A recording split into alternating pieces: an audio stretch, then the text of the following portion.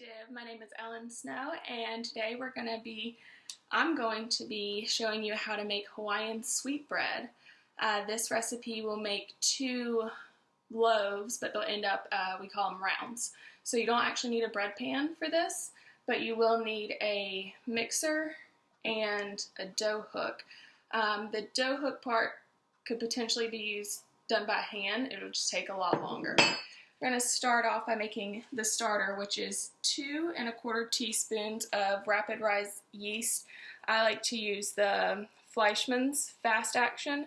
1 packet is 2 1/4 teaspoons, but we will, so if you have a jar, you can measure that out.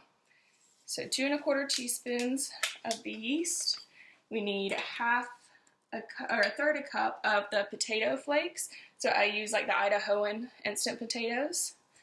Put that in there. That's something for the yeast and sugar to mix with.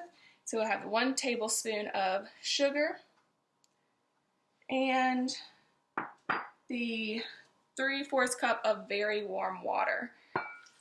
So we're going to put that in there. We're going to mix it up. Like fork will be fine. Mix that up and then set a timer for 5 minutes. So all of that yeast will start eating up the potato flakes and the sugar. It's activated by the water, the warm water. I'm going to set a timer for 5 minutes. Okay. And while we're waiting for the yeast to rise, to kind of get nice and together, we're going to start by mixing the dough. So we're going to start with a 1/4 cup of butter, which is just half of a stick. Use unsalted butter because we're going to be adding salt in later. So the 1/4 cup, it's best if it's softened, and the better way to get it softened quicker is to cut it up into the pats of butter, or if you're in a really quick time bind, you can grate it with a cheese grater. That'll get it really soft really quickly. All right, so we're going to add this in. You need it really soft because we're going to beat it until it's all around the bowl.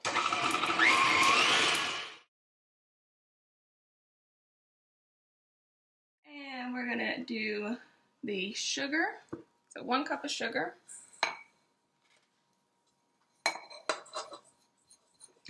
And let's see, 3 eggs. We'll eventually use 1 more egg in the end for the egg wash to get the loaves nice and brown. I would recommend doing this over a bowl first so you don't get any shell in there, but that's your preference.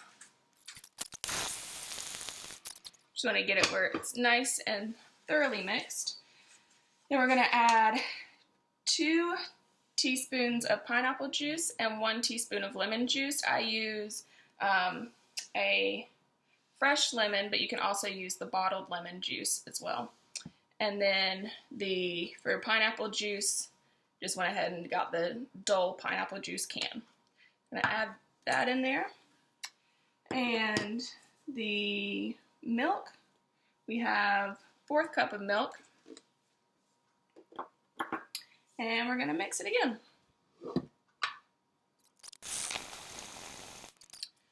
Okay. Now we're going to add the starter when it's done. So I'm going to take a break for a second, but it's good to have all your ingredients prepared because the starter only needs to sit for 5 minutes, and if we're doing everything else, 5 minutes goes by really quickly. So I will check back in a second. So now the starter has had time to kind of get together, talk to each other, and they're all, partying in there. So now you can see it's pretty, it's a lot thicker than it was before. So we're going to put the starter into the bowl.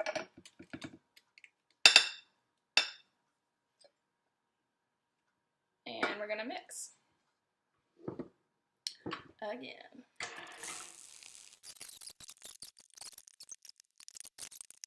what I like to do is go ahead and mix the salt into the flour, just so it can all be put in as one. Okay.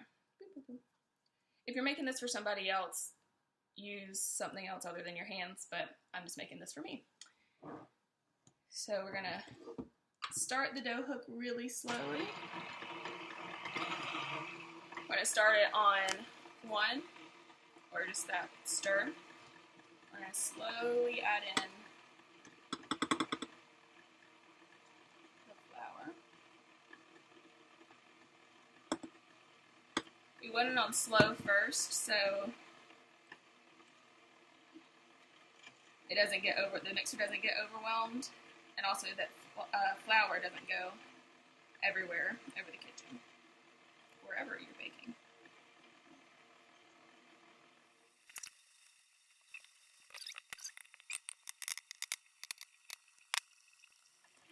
Okay, once it's in there, we can move it up to number 2. Once it starts getting more incorporated and less chances of it all flying out.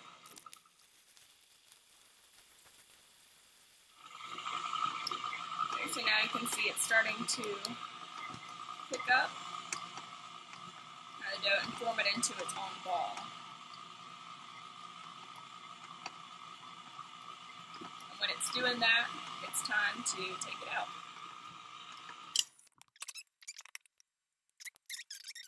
Alright, now I'm back. I have my hands oiled. So we're just going to take this ball of dough out of the bowl. And make sure we get all the dough. And we're going to separate it into 2. Now what I would usually do is cut it and then weigh it out, but I do not have my usual utensils with me. So we're just going to do this free-handed and get about half. I'm just going to kind of feel it by how heavy it is. And we're going to place it into a bowl that I've put some Baker's Joy, or I also like Pam Baking. That one's also a good one. So these are about equal sizes. We want them as equal as we can get, which is why weight helps. Just so we know that they're proofing and baking at the same time, or at the same length. Also, good idea to taste your batter, but then you can start to taste if, there's not any salt. It's good to kind of know what the batter is supposed to taste like, so you can kind of know if you have or have not added something too little, too much. And so from here on, I'm going to cover this with some saran wrap. You can use a towel, and then we're going to place it outside. We're going to place it outside just because it's going to be a warm day. It's not as warm in here. Bread usually proofs really well between like 75, 85 degrees. If you don't have a place outside that you can place it, or if it's not warm outside, you can also use, like if you have a bathroom and the heater's running in your house, you can close the door for the bathroom, or just another small space, or if you close off, kitchen doors. I don't have kitchen doors. So yeah, you can use a space heater, or if the heater's on, just a good warm space. Also, you can use the proofing drawer in your oven, or if your oven has a proof setting. So the proofing drawer is the drawer underneath your oven that usually people put pans in. So you can turn on your oven, and that bottom drawer will get warm, and that's good. That's for bread to rise and proof. That's why it's called a proofing drawer. Okay, so I'm going to wrap these with some saran wrap just to make sure no bugs get in it, and I can also see them as they rise. And I'm going to wait until they double in size. So it's going to take about 2 hours for them to double in size, kind of depending on how warm they are. So about 2 hours, I'm going to check in later, and I will show you hopefully how they have grown into 2 little babies here. All right, we're back. The 2 loaves have proved outside. They've gotten almost double in size. you can see. And so now we're going to knead them, or sometimes they call it punching it out, because you've got to really use some muscle to punch out all the air bubbles. All right. So I have heavily floured this is just a cutting board, but if you have some sort of mat, that would be the best. This is where we're just gonna knead it, make sure everything is out. So we're gonna just form it into a nice round. Give it a nice little pat. And then you'll kind of, on the bottom, you'll see it's kind of tucked under a little bit. But we don't want a big bubble underneath. We can do that. And then we're going to place it on our pan. And this is just a cookie sheet with parchment paper, and then some Pam on top, and underneath is also some Pam or Baker's Joy to keep it down. All right, so we're going to put one kind of near the top. If you have something without the lip, that would be best, but I do not. So here we go. Kind of tuck that under, make sure it's a nice little ball, and it's going to expand quite a bit with our next proofing. So we have one more.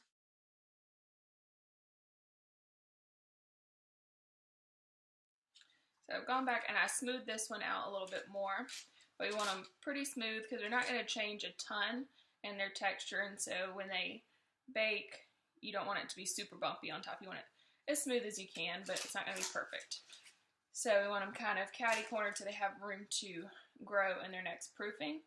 So we're going to proof it for another 2 hours and 35 minutes, or about 2.5 hours, and then we're going to stick it in the oven after that. So make sure you have your oven going at 350 when we come back.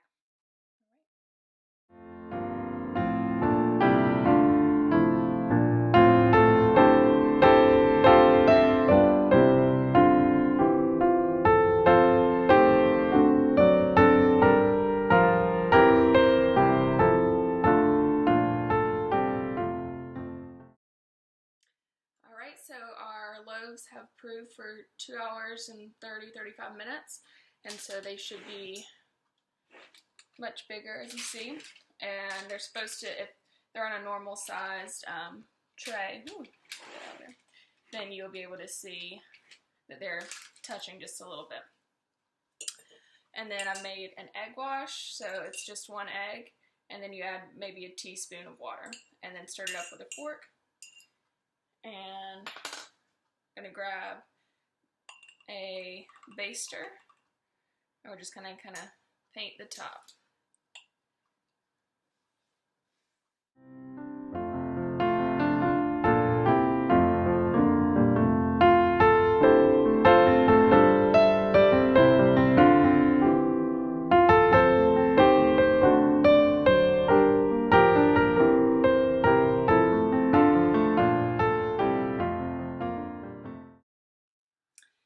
Okay, so they were in the oven for about 30 minutes, and they are done. So we'll see, and you know, they've grown together. It should be even all the way across, but nothing's perfect. And so you can see some places where I didn't get as much egg wash, but they're together, and they've cooled for about 10 minutes. And we can take them apart. We can see beautiful warm bread, just like that. All right, smells delicious. It is delicious. Okay, I love to make bread.